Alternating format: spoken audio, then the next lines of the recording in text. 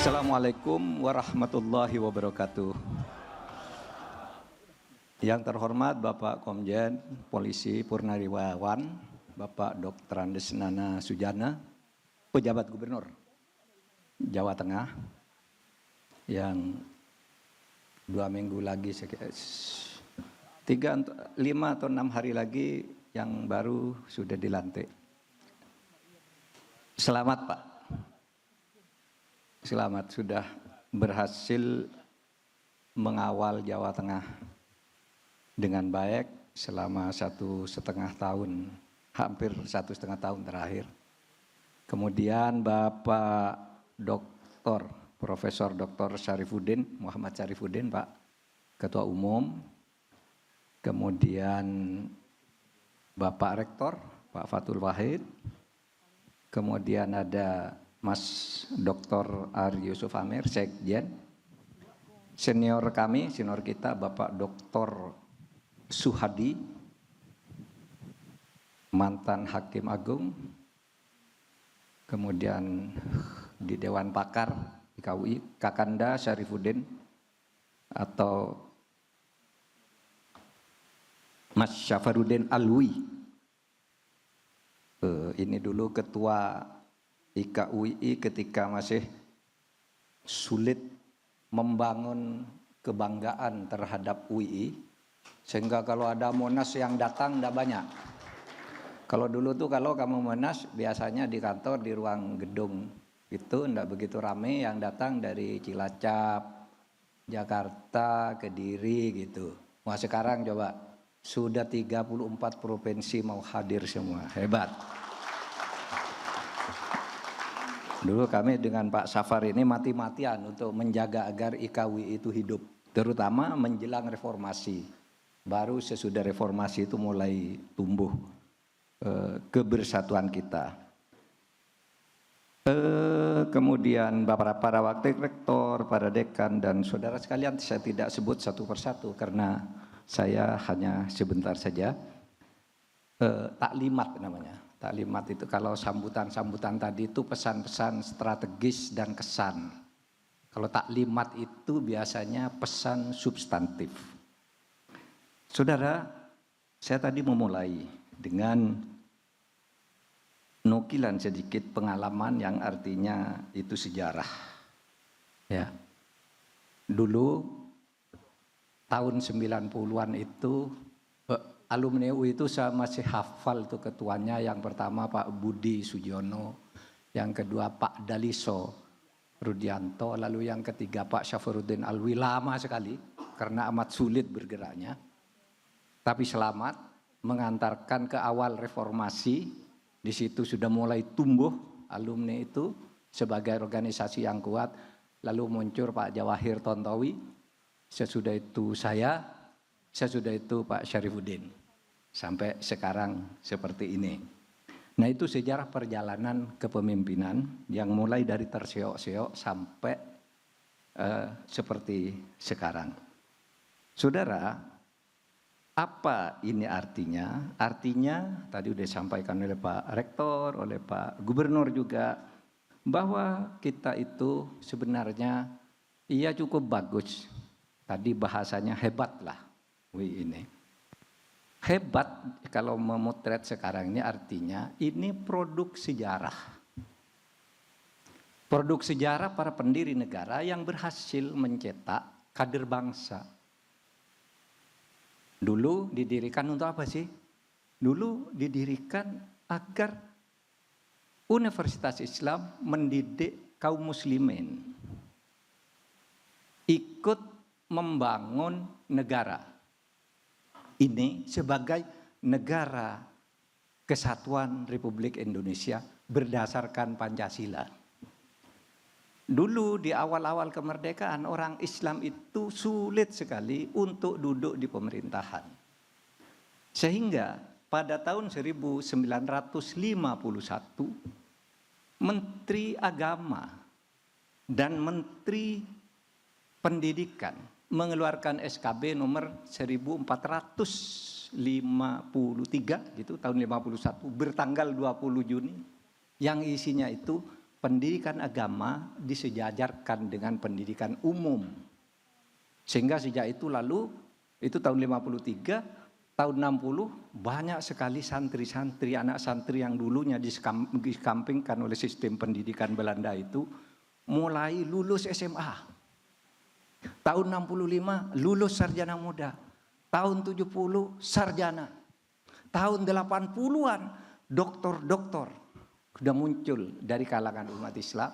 Dan kemudian yang masuk akpol seperti Akabri, seperti Pak Nana, itu dari kalangan kaum muslimin banyak.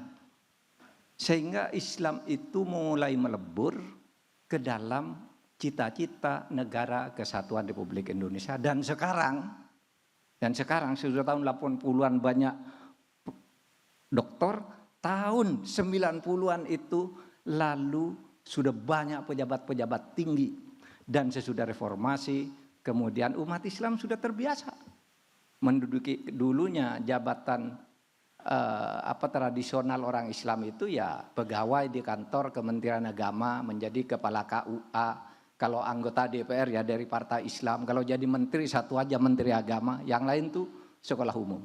Tapi begitu reformasi, saudara sekalian, orang-orang dari pesantren, tokoh santri yang dulu UI itu didirikan oleh para tokoh pesantren dan tokoh proklamator seperti Bung Hatta, Pak Sumitro, Pak Nasir itu sudah bisa ikut memimpin negara.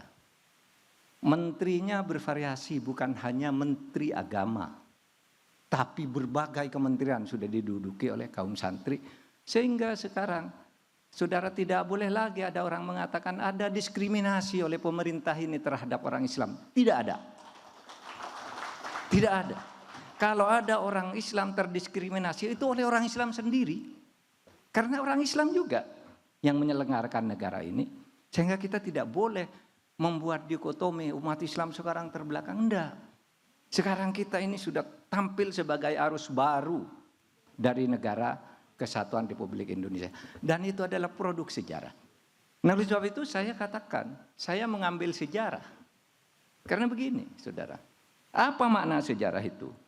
Sejarah itu adalah ajaran sebenarnya tentang kehidupan yang lebih mudah difahami oleh masyarakat. Oleh sebab itu coba kalau kita lihat isi Al-Quran. Isi Al-Quran itu kalau di pesantren ya, Pak Fathul Wahid orang pesantren, itu ada 7 uslub.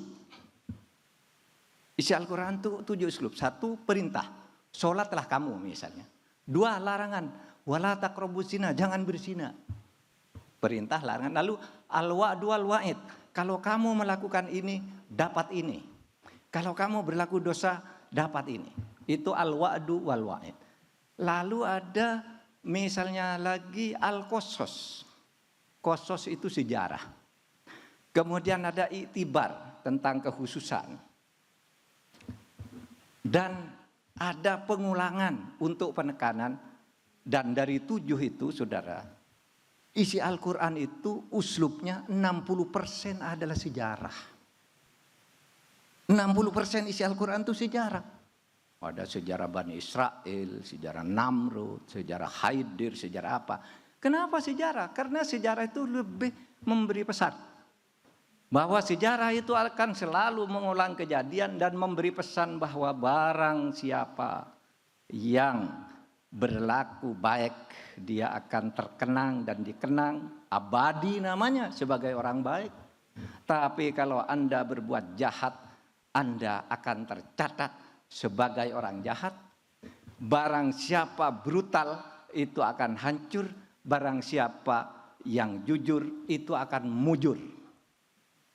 Itu pesan sejarah. Makanya Al-Quran itu orang ngapain sih kok Al-Quran tuh kayak dongeng aja, cerita Nabi Musa, cerita Laut Merah, cerita apa gitu. Pesannya sejarah itu mengajarkan pesan kepada kita tentang hukum kehidupan. Nah, oleh sebab itu, saudara, terkait dengan situasi saat ini, saudara, saya memberi taklimat substantif. Menurut sejarah, peristiwa itu akan selalu berputar. Sehingga saudara harus siap mengikuti putaran dan mengisi, menunggu. Kalau perlu ikut berputar untuk sampai membentuk sejarah baru. Sejarah jangan pesimis, wah enggak bisa lagi nih, situasinya sudah buruk. Dulu Pak Harto juga gitu. Sudah enggak ada siapa bisa membayangkan dulu Pak Harto bisa jatuh. Kita sendiri dulu kalau lulusan dari UI atau lulusan agama itu enggak ada tuh sampai era reformasi yang masuk ke proses-proses pemerintahan, enggak ada. Orang UI yang lulus jadi jaksa itu ya sembunyi-sembunyi juga. Enggak nyebut dirinya saya orang UI. Yang jadi hakim juga sembunyi-sembunyi. Kenapa? Waktu itu digencet tuh kalau dari UI. Tapi Al-Quran mengatakan sejarah akan berputar. Jas mirah. Jangan sekali-kali meninggalkan sejarah. Karena apa? Karena sejarah itu memberi pelajaran. Firman Allah, fasiru fil ardi fanduru kaifa kana akibatul mukadzibin. Berlihatlah kamu pun lihat sejarah kehidupan manusia. Orang-orang yang jahat itu pasti jatuh nunggu waktu. Dan kita yang harus menjaga agar ketika kejatuhan seorang jahat itu tidak terjadi kehancuran bagi negara kita. Nah, saudara, yang terakhir saya ingin menyampaikan taklimat begini. Berdasarkan itu semua, pertama, mari kita jauhi sikap nihilis. Nihilis itu menganggap sesuatu tidak ada gunanya. Menanggap yang dikerjakan orang lain itu tidak ada gunanya. Salah juga misalnya kita mengatakan yang dikerjakan oleh pemerintah itu salah semua, enggak. Banyak juga yang baik-baik. Justru mungkin jauh lebih banyak yang baik kalau itu tidak dikaitkan dengan kepentingan kita. Jangan bersifat nihilis. Ada asa di depan kita. Jangan bersifat pesimis ekstrim. Pesimis ekstrim itu apa? Wah, orang putus asa terus, udahlah, saya tidak punya harapan. Pesimis ekstrim. Ada skeptis radikal. Selalu mempersoalkan semuanya salah. Tidak boleh begitu. Tadi kata Pak, doanya Pak Aden Wijedan itu, ya Allah, Allahumma arinal haqqo haqqo warzuqna tiba'ah wa arinal batila batila warzuqna jitinaba. Berikan kekuatan kepada kita semua ini untuk mengatakan yang benar itu benar dan yang salah itu salah. Tidak ada satu kebijakan pemerintah yang benar semua dan tidak ada yang salah semua. Nah, kita katakan yang benar itu benar. Misalnya kalau saudara Pak Mahfud tuh kok kritis. Ia kritis dalam satu fokus yang salah. Tapi misalnya, apakah saya pernah mempersoalkan kebijakan makan bergizi gratis? Karena menurut saya itu benar. Tinggal administrasinya saja. Pengentasan kemiskinan, misalnya efisiensi, menurut saya tidak salah juga. Tinggal bagaimana mengaturnya agar kalau efisien di sini tidak membunuh yang di sini. Tinggal diatur. Tapi efisiensi itu kan logika. Gitu. Maka saya ya yang begitu-gitu ya benar itu biar aja. Rencana apa misalnya investasi dan sebagainya, silakan aja. Apalagi itu bukan urusan saya. Fokus saya itu misalnya kalau saya, Bapak nanti bikin fokus sendiri-sendiri. Saya fokus demokrasi dan hukum. Salah di situ saya bicara. Gitu. Nah, oleh sebab itu saudara jangan fatalis juga. Itu jelek semua itu, nihilisme, pesimisme ekstrim, skeptisisme radikal, dan fatalis. Fatalis itu, udahlah, terserah aja, saya enggak mau apa-apa lagi. Enggak boleh. Sejarah mengatakan kepada kita, kekuasaan pemerintahan itu akan selalu berputar, dipergilirkan. Gitu. Nah, kita berjuang untuk mendorong pergiliran kekuasaan ini dengan baik. Itu tugas sejarah kita agar Indonesia tidak terlalu cepat menjadi mome. Indonesia harus tetap ada, harus kita jaga dengan segala idealisme, karena UII ini lahir dari Republik, berjuang untuk Republik. Tidak boleh berbuat sesuatu yang akan menyebabkan Republik ini chaos dan kacau. Kalau pandangan Aswaja, Ahlussunnah wal Jamaah misalnya, yang ditulis oleh Imam Nawawi di Nawa, di Damaskus, katanya gini, kamu boleh saja protes sekuat-kuatnya, lakukan itu secara rasional, tapi berhenti pada saat akan menimbulkan kekacauan. Karena ketika timbul kekacauan, yang menderita adalah rakyat, sedangkan kamu semua itu berjuang untuk rakyat.